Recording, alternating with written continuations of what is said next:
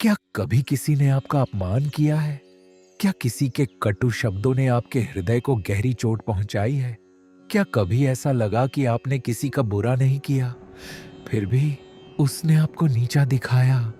यदि हाँ, तो आज का यह संदेश केवल आपके लिए है, क्योंकि आज मैं, वासुदेव, श्री कृष्ण, आपको बताऊंगा कि जब कोई आपका अपमान करे, तब क्रोध नहीं, बुद्धि से कैसे उत्तर देना चाहिए।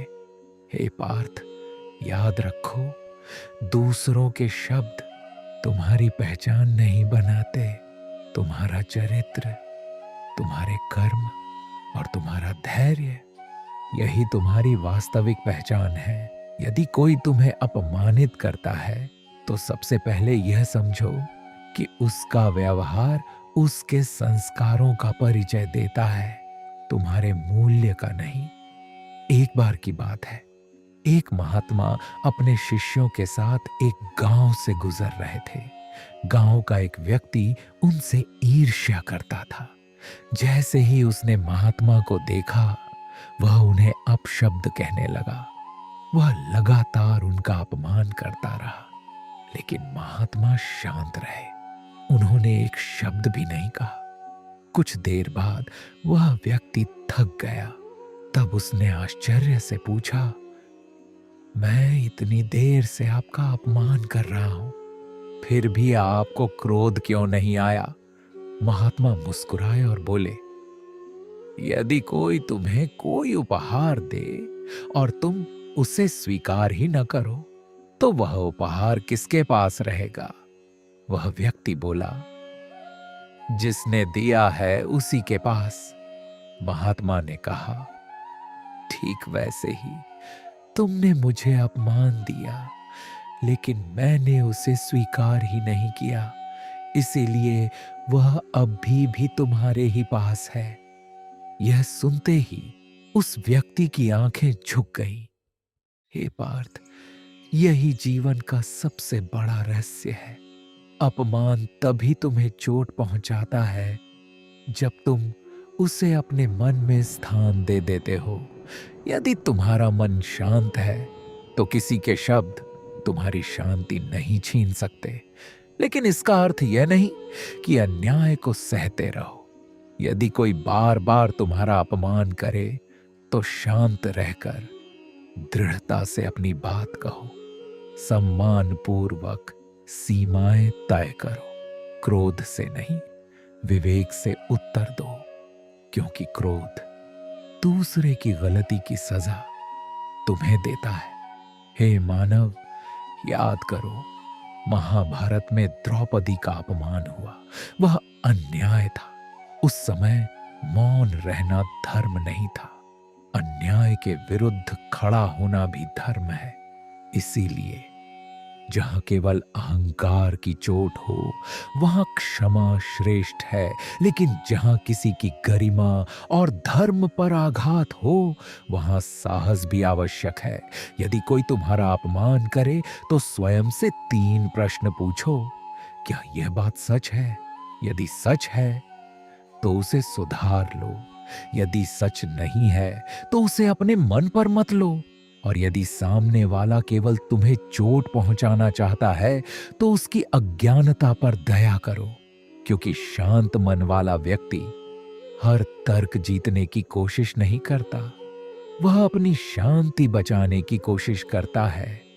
हे पार्थ, याद रखो, लोग तुम्हारे बारे में क्या कहते हैं, ये उनके हाथ में है। लेकिन तुम उसके कारण कैसे प्रतिक्रिया देते हो, यह तुम्हारे हाथ में है। जो अपने क्रोध पर विजय पा लेता है, उसे कोई पराजित नहीं कर सकता। जो अपने आत्मसम्मान को बनाए रखते हुए क्षमा करना सीख लेता है, वही सच्चा विजेता है। हे पार्थ, तुम सोचते हो, यदि कोई बार बार हमारा अपमान करे, तो क्या हर बार मौन रहना चाहिए? क्या हर अपमान को सह लेना ही धर्म है? नहीं, धर्म का अर्थ कायरता नहीं है। मैं तुम्हें एक घटना सुनाता हूं।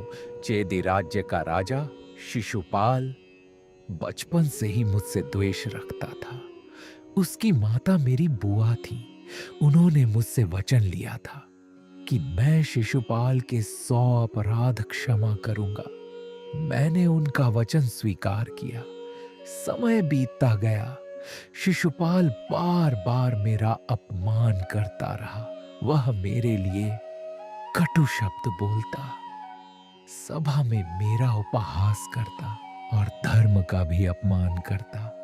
लेकिन मैं शांत रहा, क्योंकि मुझे अपने सम्मान से अधिक अपने वचन का सम्मान करना था। मैं उसके अपराध गिनता रहा, 1, 2, 10, 50, 90, 99 और फिर 100। मैंने हर बार उसे क्षमा किया। लेकिन हे पार्थ, जब उसने 100 अपराधों की सीमा पार कर दी और धर्म, सत्य तथा मर्यादा का अपमान करना नहीं छोड़ा, तब मैंने अपना सुदर्शन चक्र उठाया। एक ही क्षण में उसका अहंकार समाप्त हो गया। हे मानव, इस घटना से यह मत सीखो कि अपमान का उत्तर क्रोध से देना चाहिए। इससे यह सीखो कि क्षमा महान है, लेकिन क्षमा की भी एक मर्यादा होती है।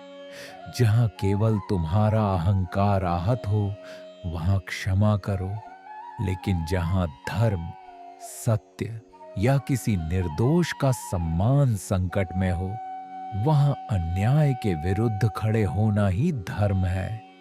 याद रखो, हर छोटी बात पर क्रोध करना बुद्धिमानी नहीं है, और हर बड़े अन्याय पर मौन रहना भी धर्म नहीं है।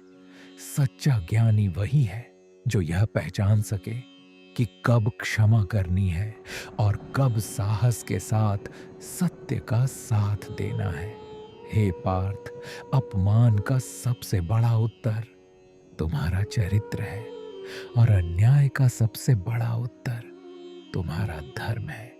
राधा कृष्ण सदैव तुम्हारे साथ हूं। तुम सत्य के मार्ग पर चलते रहो, बाकी मुझे सौंप दो। यदि श्री कृष्ण का यह संदेश आपके हृदय को स्पर्श कर गया हो, तो कमेंट में श्रद्धा से लिखिए, जय श्री कृष्ण। और ऐसे ही जीवन बदल देने वाले श्री कृष्ण प्रवचनों के लिए हमारे चैनल को सब्सक्राइब करें। अगले प्रवचन में श्री कृष्ण बताएंगे, जो लोग आपकी अच्छाई का फायदा उठाते हैं, उनसे कैसे व्यवहार करें। और एक बात बताइए, क्या आपने कभी किसी का अपमान क्षमा किया है? अपना अनुभव कमेंट में अवश्य साझा करें और बेल आइकॉन अवश्य दबाएं, क्योंकि अगले प्रवचन में भगवान श्री कृष्ण बताएंगे, जो लोग आपकी अच्छाई का बार बार फायदा उठाते हैं, उनसे प्रेम रखते हुए भी अपनी सीमाएं कैसे तय करें। तब तक धैर्य रखिए, सत्य का साथ दीजिए, धर्म के मार्ग पर चलिए और श्री कृष्ण पर विश्वास बनाए रखिए।